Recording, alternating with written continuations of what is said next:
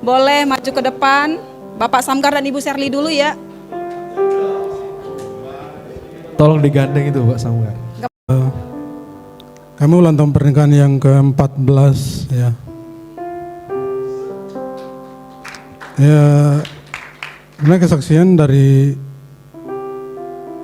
maksudnya sebelum ini saya menikah, saya ini tipe orangnya yang gak menyusahin orang tua, jadi hasil tabungan saya buat nikah kami.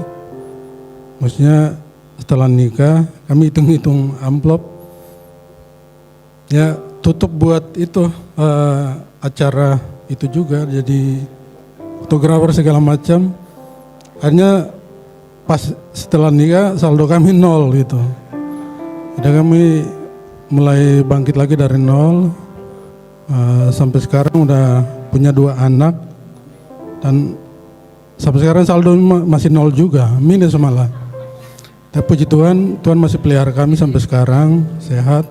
Itu cukup bagi kami lah. Itu dari saya, mungkin dari tambahan. Akhirnya sekian tahun pernikahan baru ini dia ngomong panjang ya. Wow, saya bilang gitu.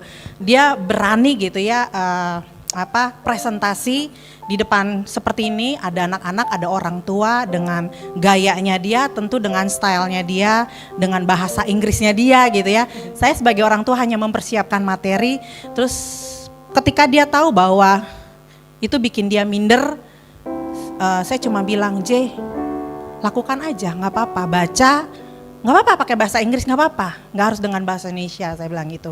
Apa yang kamu bisa? Dan akhirnya ternyata dia bisa menguasai gitu ya, menguasai panggung gitu ya. Dan saya tahu bahwa itu juga bukan karena saya semata, tetapi karena ada dukungan.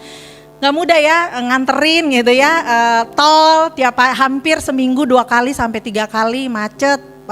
Jauh, nunggu berapa jam, kadang papinya tidur, kadang kayak kemarin bisa pulang lagi, terus akhirnya jemput lagi di Revo, kadang pergi pagi dianterin dengan mobil, kami pulang juga dengan LRT, dengan busway gitu ya.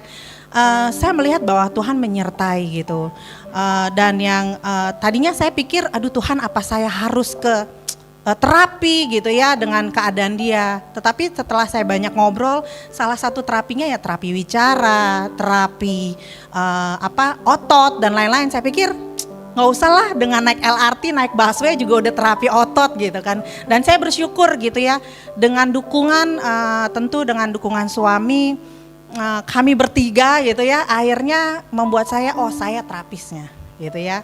Saya sebagai ibu yang menjadi terapis buat anak saya, dan saya melihat kemarin akhirnya setelah melihat hasil presentasi dari beberapa temennya kemarin, ada